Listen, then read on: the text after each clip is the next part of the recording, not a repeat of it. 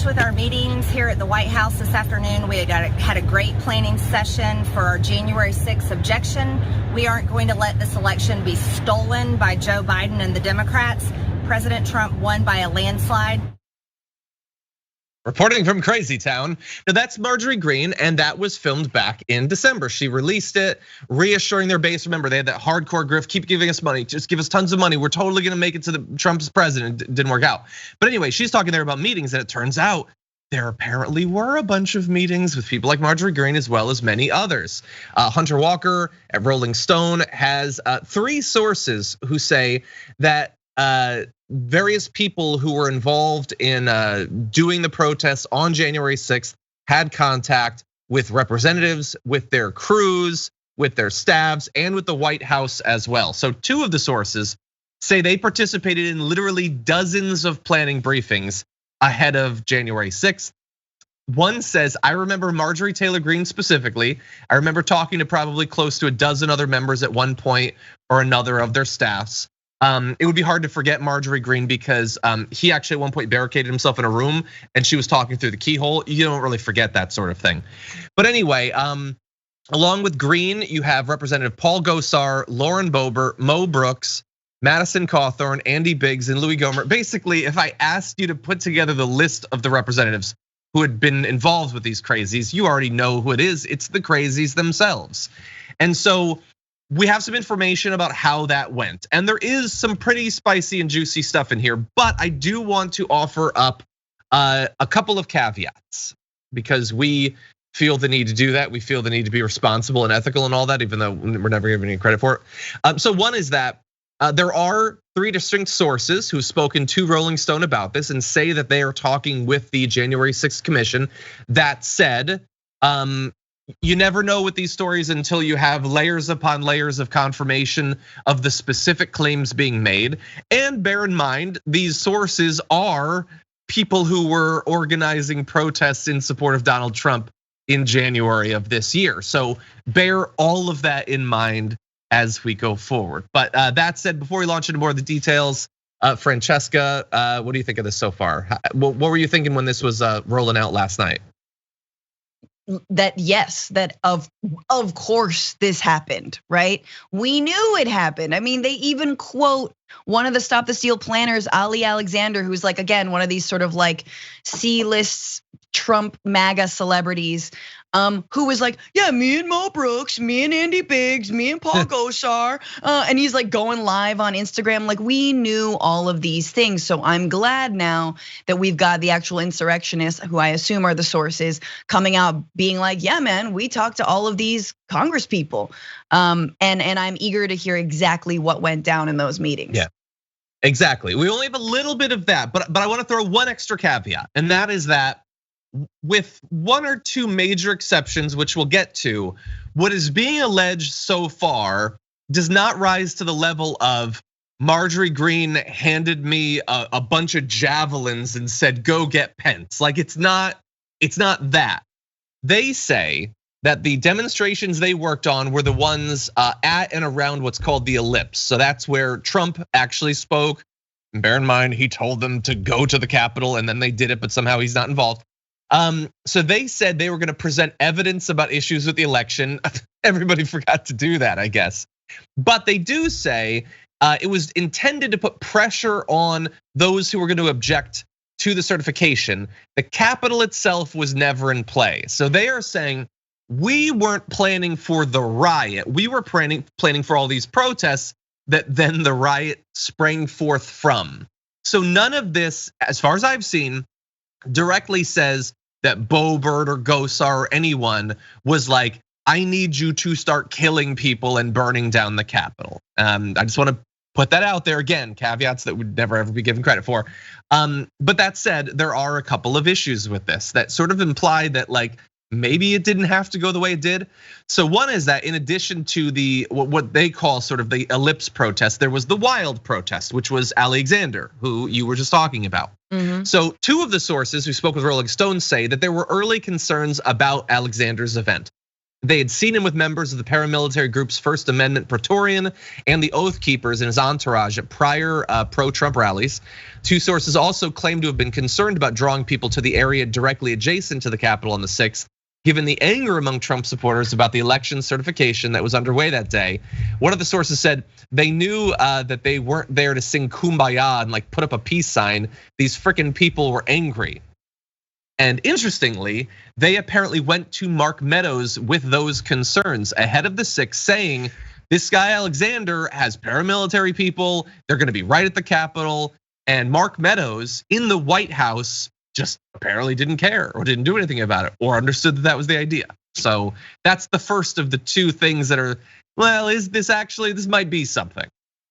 No, everyone knew there was a possibility of violence, right? And even the speakers at the rally, like Representative Mo Brooks, was like, we're gonna march in there and start taking down names and kicking ass. That's literally what he said at the rally, right? And so suddenly, people are acting surprised that, the plan wasn't actually to storm the Capitol. What do you mean? You're calling it a wild march? That's the name of the protest. So you basically are like, I don't know, we're gonna have some flex cuffs, we're gonna have some tasers, we're gonna have, some people dressed in medieval gear, but we don't advocate violence. That is utter BS, right? It's a little bit of a like, we're gonna set this up for some of the more radical extremist elements to do their thing. But of course, they're never gonna sign their names on a, hey, the plan is to scale the wall like the zombies in World War Z. Yeah, exactly. Yeah, like when I, let's say that my wife is out of town and I go shopping for food and I bring back the food that I bring. That doesn't mean that I'm gonna eat like 5,000 calories that day, but it certainly created the environment where it's likely that that sort of thing will happen. And I feel like that's what's going on here. But there's actually a couple more things that raise it to spicy levels. So one is, I wanna show you another video. I apologize, I'm making you look at Marjorie Greene quite a bit today, but here's another video that she put out in advance of the 6th. We can't allow this just to be gone, just to let it go. You can't allow it to just transfer power peacefully like Joe Biden wants and allow him to become our president, because he did not win this election. It's being stolen. Okay, now while acknowledging that we cannot expect the same level of control over what she says out of Marjorie Greene, out of like a native speaker of English, it's kind of like when I used to wander around the streets of Cairo speaking Arabic. Like I kind of knew what I was saying. That's her with all words, but she does say there, we cannot do a peaceful transfer of power. Okay, I mean, in the first video, she's just like, we're gonna have our voices be heard. Call your representatives. Now she's saying it can't be peaceful. So let's bear that in mind. But here is the spiciest nugget, I think. And that is an allegation that is being made against Paul Gosar. So Gosar allegedly took things a step further. Both sources say he dangled the possibility of a quote blanket pardon in an unrelated ongoing investigation to encourage them to plan the protests. Gosar said, I was just going over the list of pardons and we just wanted to tell you guys how much we appreciate all the hard work you've been doing. One of them, the organizer, said our impression was that it was a done deal, that he'd spoken to the president about it in the Oval in a meeting about pardons, that our names came up. They were working on submitting the paperwork and getting members of the House Freedom Caucus to sign on as a show of support. Yep. So here's the thing about that. Nothing that we've said so far specifically in this about the representatives meeting with these people to plan the Ellipse protest or anything like that is illegal. So then why are they talking about blanket pardons? You do not need pardons for attending a peaceful protest. You don't need pardons for airing grievances or seeing the evidence or pressuring representatives. None of that requires a pardon because none of that is actually illegal. You need assurances of blanket pardons if you have an idea that people are going to be doing illegal things. And if Trump actually, we don't know that Trump was actually involved in this. Gosar, first of all, they could be lying about Gosar. Gosar could be lying about the White House. A million caveats on top of a million caveats.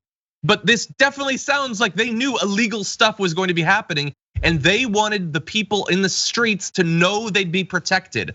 You do that so that people will be freed up to do what they actually want to do, which is apparently illegal stuff. No, and here's the thing. It's I hate to draw, sort of a through line to some of the Russia stuff, some of the Ukraine stuff, but it's similar, right? In terms of you don't have to have it all spelled out to know where we're all going, what we're all doing, where we're headed, right? So there was a coordination going on here, right? There's a reason that Capitol Police were not staffed the way they needed to be. There was a reason that the National Guard wasn't there. There was a reason there wasn't the security, even though they knew the Stop the Steal rally was going on, right? So there's that, you don't have to have a handshake to know that everyone is in lockstep with this plan.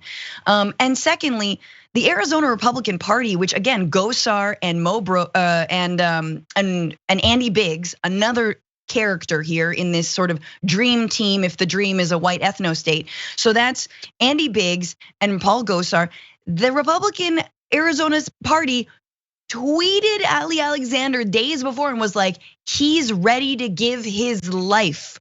Are you ? That's the official GOP of the Arizona state. Like, what are we doing here, people? This was all set up for violence. They knew what it was going to lead to. Yeah.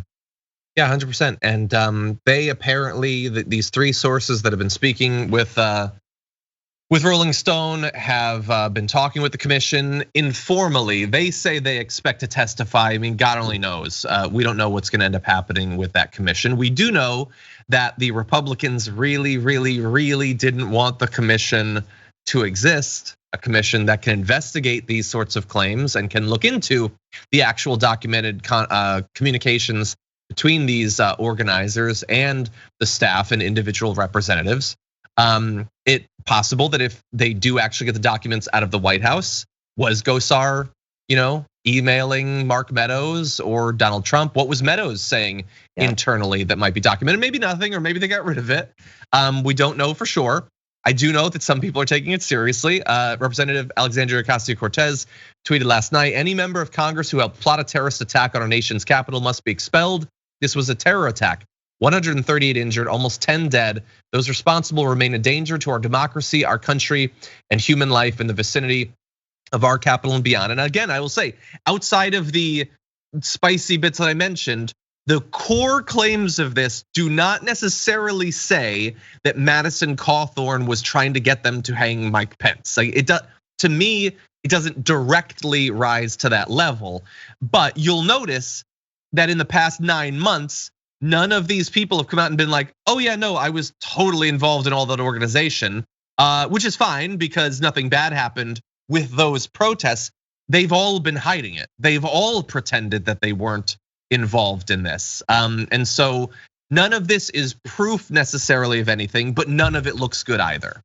No, and again, it reminds me of the Russia stuff, but here's what I'll say. Like, there are insurrectionists in Congress. We've known this, now we have even more proof of that. And Alexandria Ocasio-Cortez is saying it. And Representative Cory Bush has introduced a piece of legislation after January 6th to expel those members, specifically under Section 3 of Article 14 of the Constitution, which straight up says that you cannot aid, abet, or give comfort to any insurrectionists. And I'm pretty sure that all of those lawmakers gave a whole lot of comfort to the people who planned the Stop the Steal rally and who then stormed the Capitol. It doesn't matter if that's not what some of them wanted. How many times have we been like, how many times is like, well, that wasn't, like, I didn't mean to kill that person, so therefore I can't be, an accessory to murder. No, man, you were there. You're an accessory to murder. That's what you're, an accessory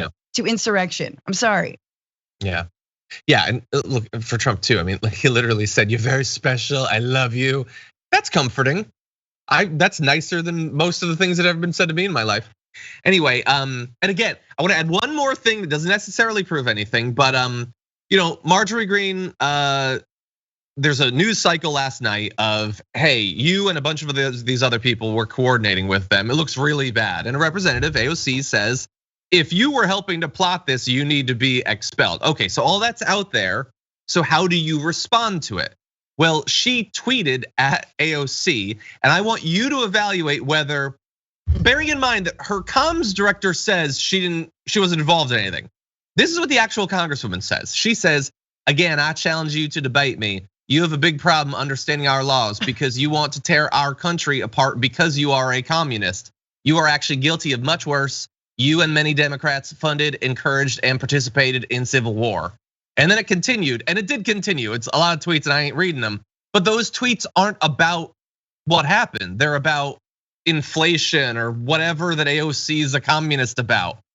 That's your response to multiple organizers of the protest saying that you and your staff had been directly involved, potentially with dozens of meetings. You guys did worse. That's what you say. That's admitting it basically at this point. That's not a strong defense. I mean, we all remember what happened on January 6th, okay? Thousands of Trump supporters went to the steps of the Capitol building and screamed, "Debate me," and that's it.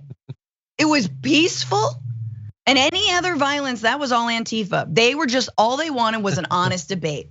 Where sit there and change my mind. They were at a table that said, change my mind. That was it. I saw nothing else.